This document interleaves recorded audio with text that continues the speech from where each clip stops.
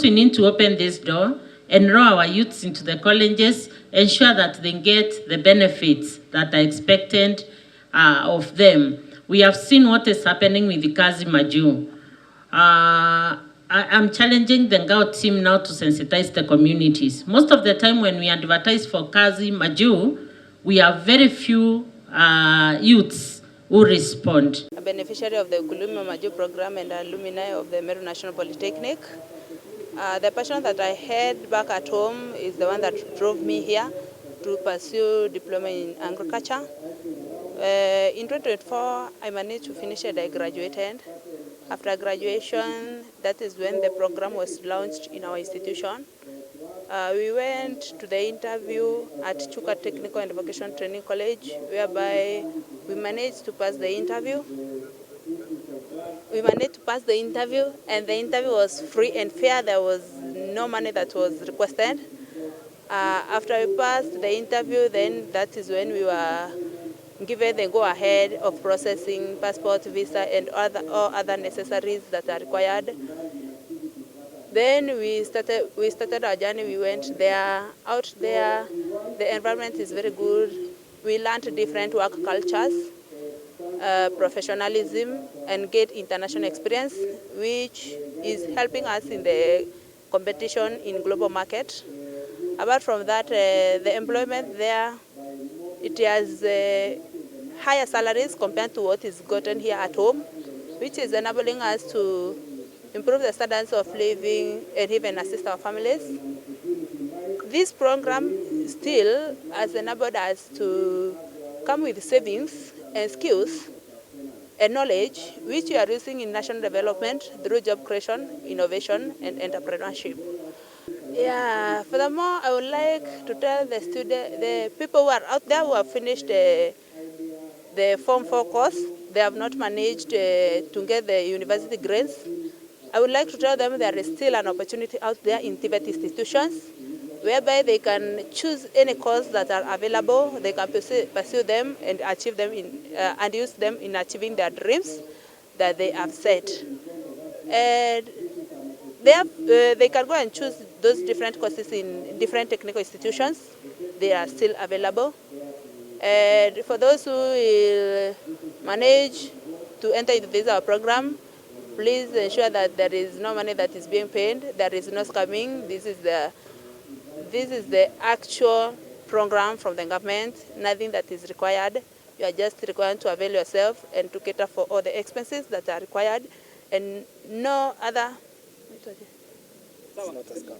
It is not a scam. How would you describe the skill? Bottom line, if each and every one of our youth have a space, we have a space to be trained or to be skilled in our TVET institutions, then they have a space to leverage on to be able to build a livelihood for themselves. And these skills are what this country is going to depend on. It is the skilled personnel that are going to babysit this country to industrialization, because it is we ourselves who are going to industrialize this country. It is not anybody outside of this country. The issue of funding has come up, and I have been able to restate that His Excellency the President not too long time ago announced that we are going, as government, are creating a pool of funding for our young people where they will be able to apply and get funded. And when they get employed or when they start their own enterprises, they will be able to pay. Those who are my age mates or slightly younger or slightly older went to school on the boom space, if we remember the boom space as a country.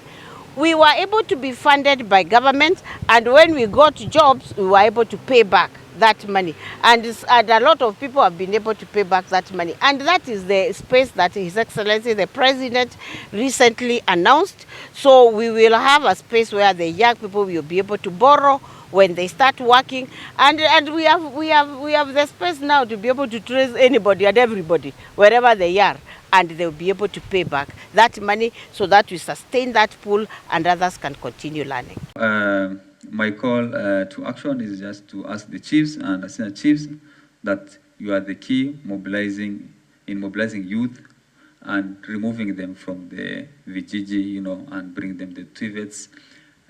You hear there's this issue of goons all over. These youths are being maybe misused by the politicians.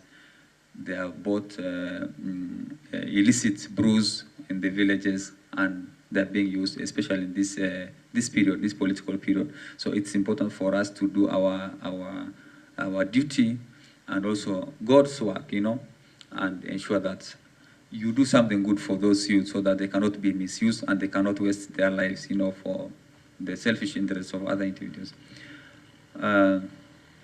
We also must sensitize communities on the value of technical skills, not just for employment, but for wealth creation. You have seen millionaires here, and this is because of the TVET, and the role of government.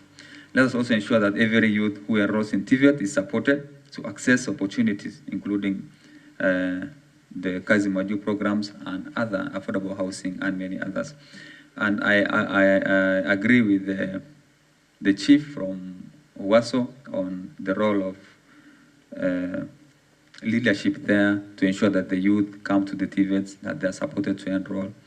And I must also mention the role played by Dr. Claire that I earlier alluded to the PS and the team.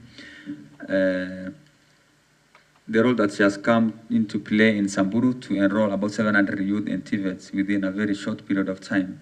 So we need all these well-wishers to bring the youth and try to support them even to stay in the TVETs.